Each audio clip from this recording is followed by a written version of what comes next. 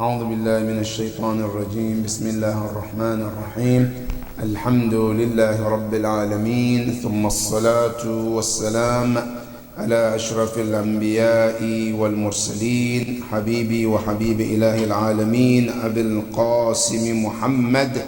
اللهم صل على محمد وعلى أهل بيته الطيبين الطاهرين المعصومين الذين ذهب الله عنهم الرجس وطهرهم تطهيرا. اللهم صل على محمد وآل محمد. There is a request of Surah Al-Fatiha for the marhumin of sponsor of tonight, Sayyid Muhammad Miyam Abidi, Sayyid Qamar Ali Talmizi, and Sayyid Afsar Baygam, and Sayyid Adhar Ali Zaidi, and Sayyid Sardar Fatimi. May Allah be pleased with their souls. Surah Al-Mubarakat Al-Fatiha. Bismillah ar-Rahman ar-Rahim.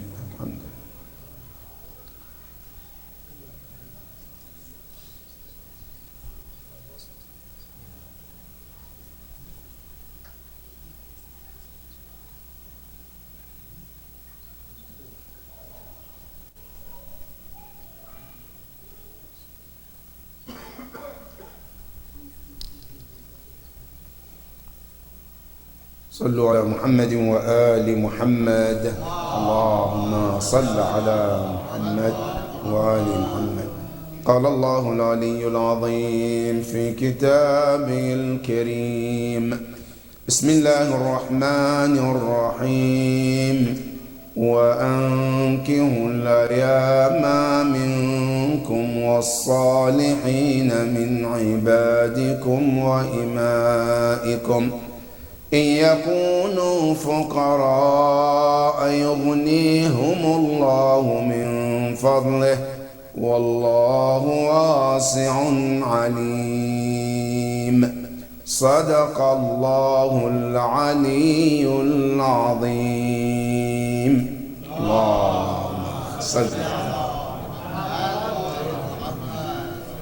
I would like to offer my congratulations to our dear Prophet and Ahlul Bayt for the anniversary of the Aqd between Al-Imam Amir al-Mu'mineen and Fatima al-Zahra alayha afdalu salatu wassalam.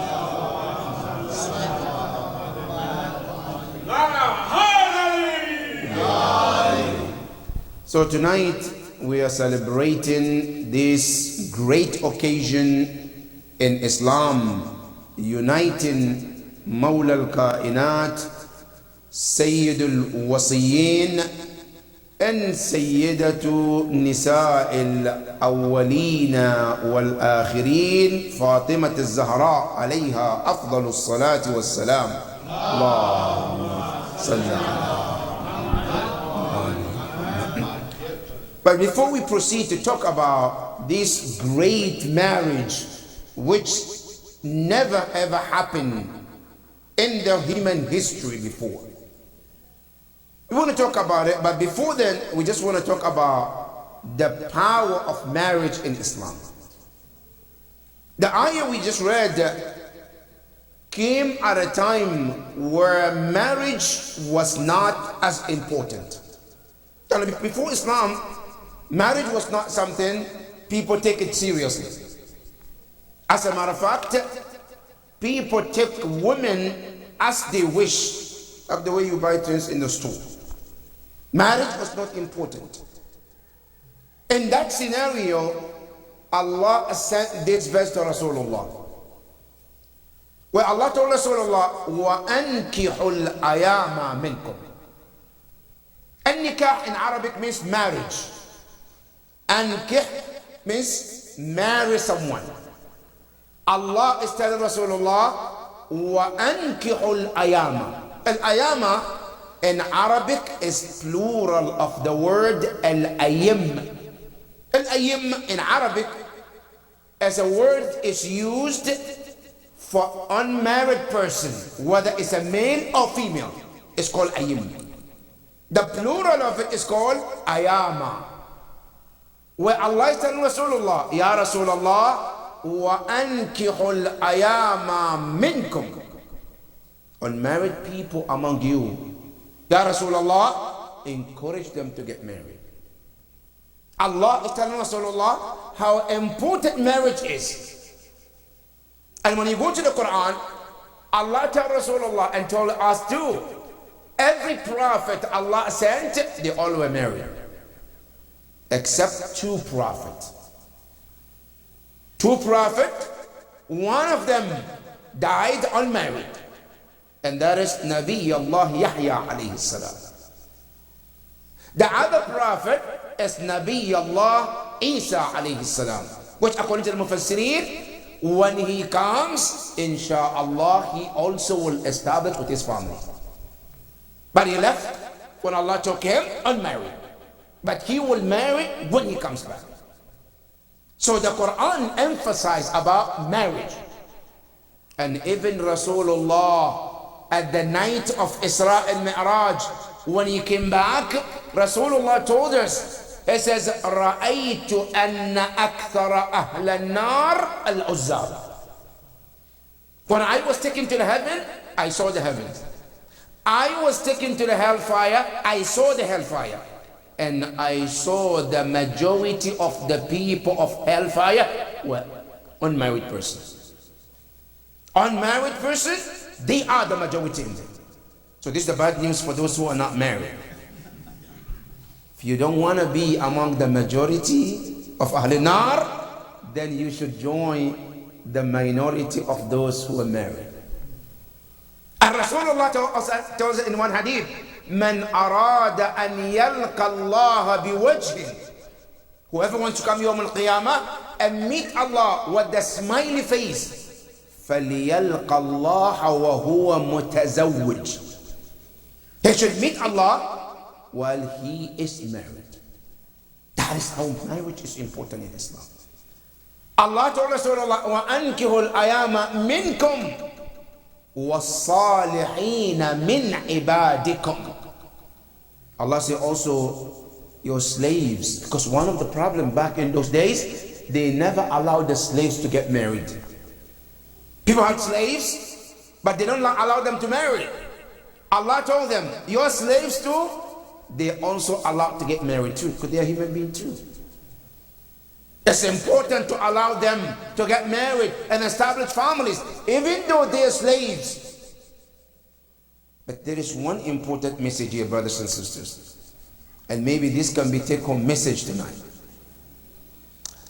You know, many of our Shia, we name our children, sometimes people name Abdul Zahra, Abdul Ali.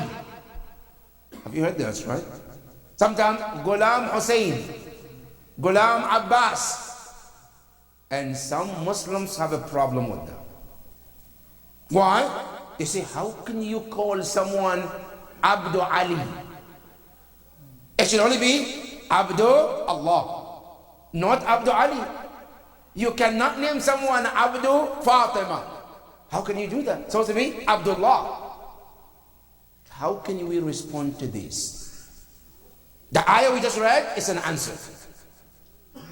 Look at the ayah. Allah says, وَأَنْكِهُ الْأَيَامَ مِنْكُمْ.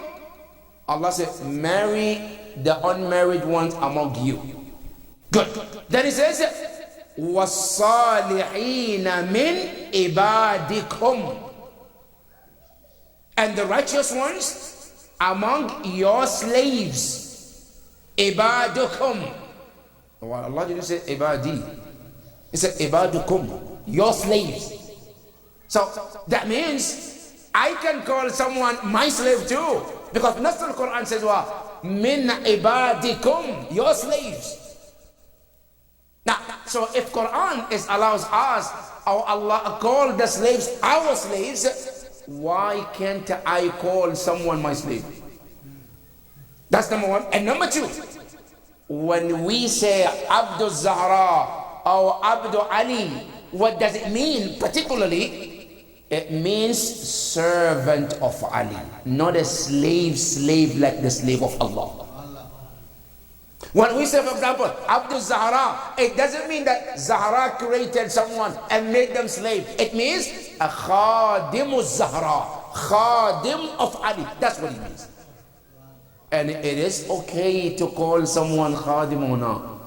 Absolutely, yes. So if you look in Arabic language, the word Khadim can mean a slave, and can be a servant. So when we name someone Abdul Ali, Abdul Zahra, what it actually means, servant of Ahlul Bayt alayhi salam.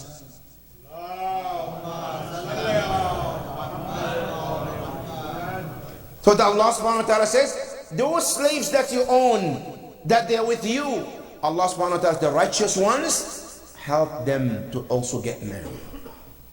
Then Allah answered one important question, which today our youth, they use that to say, I don't want to get married because I don't have enough money. I don't have to get married now because I don't make 100 figure. Alright, I'm waiting to make what? Started making 100,000, 120,000. Listen to Allah's promise. إن يكونوا فقراء. In Arabic, حرف الشرط. If you are to be needy, poor, Allah said, يغنيهم الله من فضله. Allah said, we will be enough for them in all their needs. Now, what that means, Allah subhanahu wa ta'ala is telling you and I, if you are to get married for the sake of Allah, and you're worried about poverty, Allah said, I ensure you that I will take care of you and your wife. In Quran, Allah reminds you, وَرِزْقُكُمْ فِي السَّمَاءِ وَمَا تُوعَدُونَ. Allah said, your sustenance comes from us.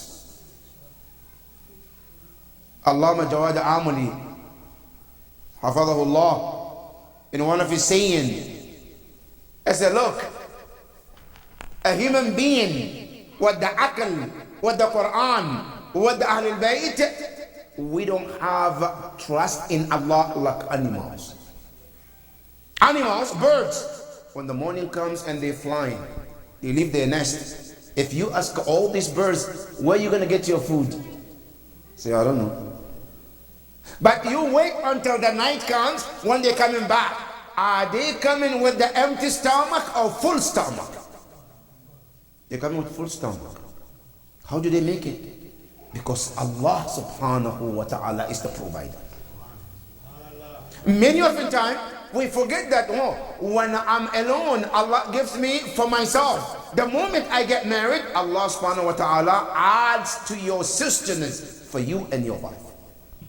وَرِزْقُكُمْ فِي السَّمَاءِ وَمَا تُوعَدُونَ. Allah promised, and He says, إِن يَكُونُوا فُقَرَاءَ يُغْنِهُمُ. Now, let me give you one example. Today, we all know a man called Elon Musk. And we know he's a filthy rich guy.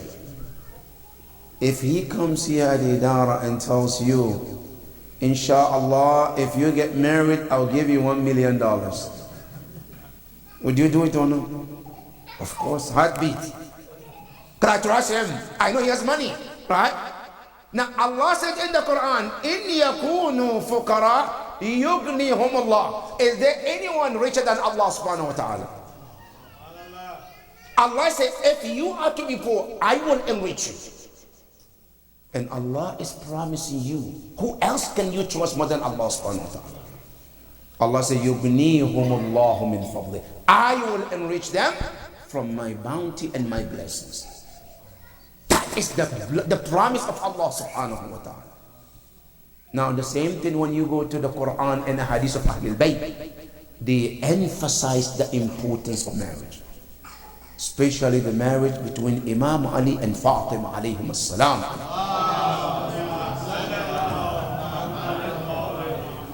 You know the marriage between Imam Ali and Fatima, historically it is mentioned many leaders of Arabs came to Rasulullah, Ya Rasulullah, can we marry Zahra? Then Rasulullah will respond, Inna amraha laysat biyadi. The marriage of Zahra is not in my hand, it's in the hand of Allah. Many of them, they were leaders of the community, the leaders of the tribes. and they come to ask Rasulullah, can I marry Zahra? The Prophet will say, Inna amraha laysa biyadi. Until the moment Imam Ali came to Rasulullah, Ya Rasulullah, I'm here to ask the hand of Zahra for marriage. After many people came and wanted to marry Zahra, and Rasulullah did not respond to them positively. Even one of the narrations quoted by Abdullah bin Umar, he says, ثلاثة في علي تمنيت إحداهن. Three things Imam Ali had, and I wish I have one. Imam Ali had all the three, but I wanted one out of the three. I didn't get even one of them. They asked him, وَمَا هُنْ? What are the three things? He said, number one, Fathu Khaybar. Fathu Khaybar. He said, there was a time, the day of Khaybar, all of us as companions, we wanted to be the one Rasulullah will send to go and conquer the Khaybar. Because on that day, when Rasulullah came and he looked into the group and he says, غَدًا لَأُعْطِيَنَّ رَايَةً لِرَجُلٍ يُحِبُّ اللَّهَ وَرَسُولُهُ وَيُحِبُّهُ اللَّهُ وَرَسُولُهُ قَرَّارٌ غَيْرُ فَرَّارٌ وَسَيَفْتَحُ اللَّهُ الْخَيْبَرَ بِيَدِهِ.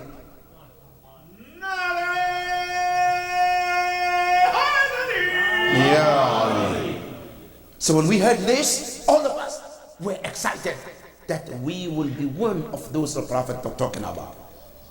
Until the next day came, we all gathered around Rasulullah. Who will be the one? لَأُعْطِيَنَّ رَايَةً. I said, all of us were there. Rasulullah was looking at the faces, and he looked at everybody in the crowd. Then suddenly we heard, Aina Aliya? Where is Ali? Then they say, Ya Rasulullah, innahu yashku ramad. A ramad is the eye problem. He's at home. Then Rasulullah says, bring him. Allahu Akbar.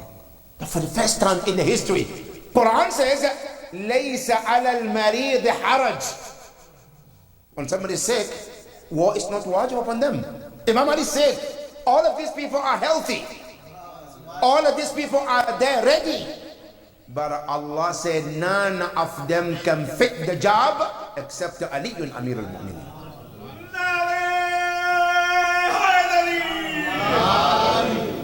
Imam Ali was called. He came. Ya Ali, ma bik? Say, Ya Rasulullah, Ramad. My eyes, Ya Rasulullah.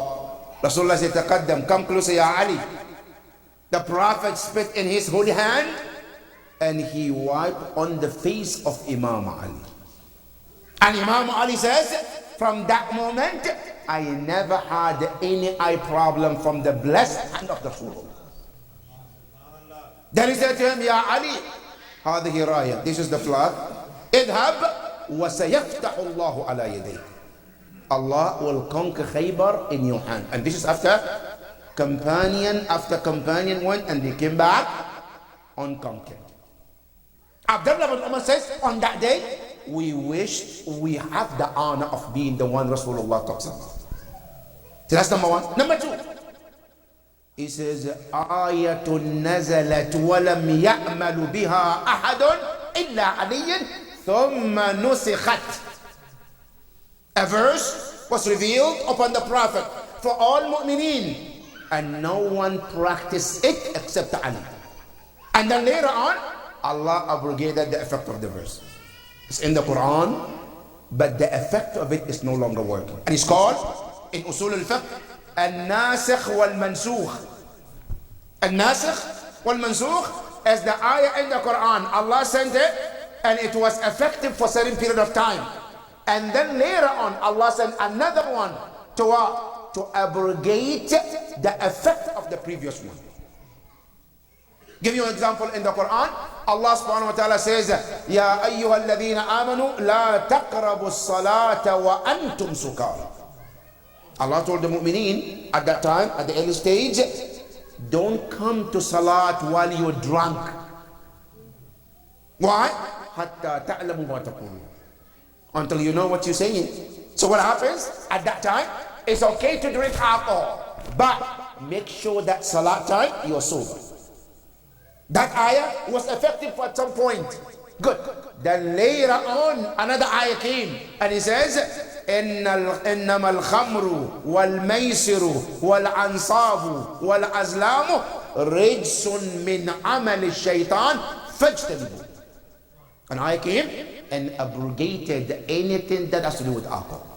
Now, the previous one is called al-mansukh. The second one is called al-nasikh. There is an ayah in Imam Ali to the same thing. When Allah sent the verse, at the time where mu'mineen, they always come, the richest people in Medina, they used to come and speak to the Prophet in private. And the poor people will sit down and watch. They want to come up, talk to Rasulullah, but because it's only the richest people who do that, they always sit down and watch. Rasulullah didn't like that.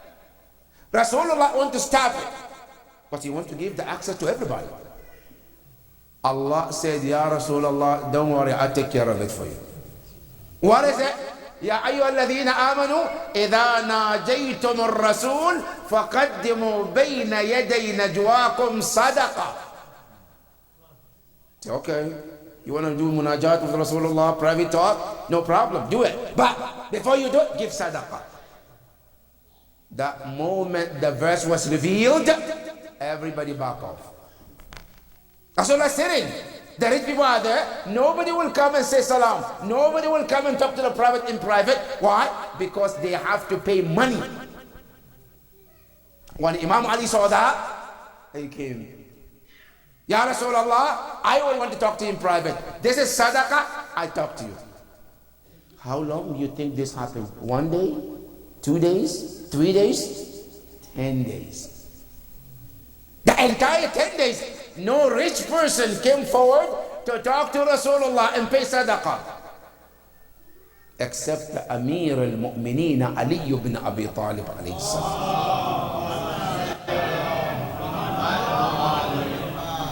And question, why do you think Allah made prolonged to 10 days? Why not 1 day, 2 days? Because there are munafiqun. If Allah was to make it 1 day, they say it was too short. Just 1 day. If it was 2 days, I would have done it too. No, but 10 days, do you have any excuse? 10 days, nobody came except Imam Ali. After 10 days, another ayah came. أَأَشْفَقْتُمْ أَن تُقَدِّمُوا بَيْنَ يَدَيْ نَجْوَاكُمْ صَدَقًا فَإِن لَمْ تَفْعَلُوا وَتَابَ اللَّهُ عَلَيْكُمْ. Allah said, was it too hard for you to pay sadaqah and talk to Rasulullah? When you have the money, you have the wealth, but you refuse to do that. Allah said, now I lifted that. Rasulullah said, نزلت آية ولم يعمل بها إلا علي ثم نسخت. Ayah was revealed, nobody acted upon it except Imam Ali, and the ayah was no longer effective in it. The only one practiced it was only Imam Ali. Abdullah bin Umar said, I wish I have the honor of being the one that Allah revealed the ayah and was the only one who practiced it. That's number 2. So number 3 of things that I wish I had and Imam Ali had. It says, Zawajuhu min Fatima. So how much I wish I got the honor to marry Zahra alayhi salam. We all went to Rasulullah. Ya Rasulullah, is there any way we can marry Zahra? And Rasulullah said, Inna amraha biyadillah. The matter of Zahra is in the hand of Allah. Until Imam Ali came, when he spoke to Rasulullah, the narration said, then Allah sent Jibreel. And he told Jibreel, كل رسول الله أن يزوج النور بالنور.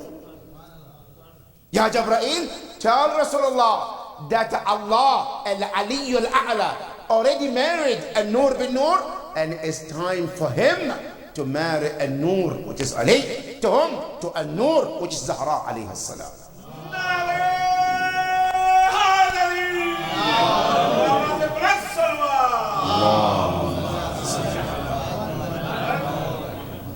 That Rasulullah, Imam Ali comes, Ya Rasulullah, I'm here to ask the hand of Zahra for marriage. Then Rasulullah said, Ya Ali, let me talk to Zahra. Imam Ali was waiting. Rasulullah went to Zahra alayhi salam. Ya Zahra, Ya Fatima, Aliyun yas'alu yadak bil-zawaj. It's asking your hand for marriage. Did Fatima say yes or no? No, she didn't. But what did she do? She smiled. And that smile became sunnah as a sign of acceptance of marriage.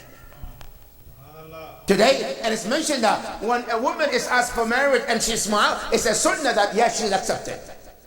Right? As Zahra alayhi salam, any man Rasulullah will propose, this person came, Zahra will turn her face away. Until the turn of Imam Ali came, then she smiled. And Rasulullah knew, also from Jibreel, that this is a yes from Zahra alayhi salam. Rasulullah came out immediately, Ya Ali, hal laka min al-mahar? Do you have mahar? You have money? Amazing. You know, Imam Ali believes in wa in yakunu fuqara yughnihum Allah min fadli. Ya Rasulullah, I don't have anything. Ya Ali, how can you get married and you have anything? Ya Rasulullah, my pocket is empty. But you want a wife? He said, yes. How can you pay the mahar? Ya Rasulullah, I have a sword at home. I can sell it and get some money. So go ahead. Imam Ali alayhi salam went and took a sword to the market, sold it, brought all the money to Rasulullah. Ya Rasulullah, this is all I got. Listen. Allahu Akbar. Rasulullah took the money and divided it into two. One, he said, Ya Ali, you keep the half. The other half, he took and he called Bilal al-Habashi. Ya Bilal, take this money. Go to the market, buy certain item for Zahra alayhi salam, and the other half of the money he took, he gave to Zahra. Say, Zahra, this is yours. And that day, when everything was put together, and here is one of the lessons for tonight, brothers and sisters. Zahra Sayyidat al-Awwaleen wal-Akhirin. Her marriage was super simple, not costly, brothers and sisters. Today our marriages become super costly. And some of us even go out of the way to put marriages on credit card. There are families who got married and they took loan, credit card, and they got divorced and they still have to share the loan that they paid for the wedding. You're getting divorced, but then they go to the credit card, okay, we pay this, half of it, you're going to pay it. Even though we divorced, we still have to pay the loan. Ma anzal Allahu biha min sultan. Simple weddings bring the blessings of Allah subhanahu wa ta'ala. One example is Zahra and Imam Ali alayhi salam. That the simple marriage brought home a children like what? Like Imam al-Hasan and Hussein. Like like Zainab alayhi salam, like Muhsin, blessed children for the entire universe. That is the blessed wedding that the Prophet performed for Imam Ali and Fatima. And Rasulullah said something about both of these, Imam Ali and Fatima. And he says, لولا علي لما كان لفاطمة من كفر. If Imam Ali was not there, Zahra would not have an equal partner of marriage. That is how Zahra alayhi salam have reached that level. No man will be considered a kufr partner in marriage of Zahra alayhi salam except Mawla al-Qainat, al-Imam Ali alayhi afdal salatu wassalam.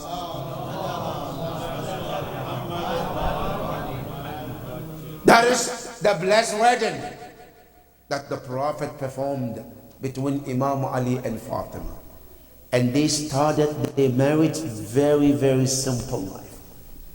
Today, our marriage comes with many conditions. One condition, do you have an American blue passport? If you don't have a blue passport, no marriage for you. Some of us, how much money do you have in the account? If you don't make thousands of dollars and savings, there is no wife for you. While marriage is supposed to be very simple. Islam didn't make marriage difficult. Islam made divorce even more harder. That's why in marriage, Islam said you don't even need any what you call shuhud. Marriage will be made easy, so mu'mineen can get married so easily. Divorce harder, so people don't get divorced easily. But today it's opposite. Our marriages are more harder and divorce are easier. Today, Islam, even though we're supposed to make marriage so easy, so that mu'mineen can marry easily and build their families. And more so, Ahlul Bayt encourage us to get married quicker, earlier. Today you see in our societies, people are in their 40s, they're not married. Late 30s, they're not married. Well, Imam Ja'far al-Sadiq alayhi afdalu salatu wassalam, Allahumma salli, encourage marriage as early as possible. When a young man, a young woman, getting married early, living together, growing up together, that is the sunnah of the Prophet. That is the sunnah of the Prophet. That is what Islam taught. Now some narrations mention the ages of Imam Ali and Fatima when they got married. Now, there are various narrations, but many narrations mention Zahra was 18. Some mention she was a little younger than that, but it was very early age. People should get married at the early 20s to settle their lives, to protect their deen and their future. That is how marriage is supposed to be. We pray to Allah subhanahu wa ta'ala to help us to learn from this divine marriage, Ya Rabbil Alameen. Divine union between Imam Ali and Fatima, Ya Rabbil Alameen. Ya Allah, help us to learn from them and be like them, Ya Rabbil Alameen.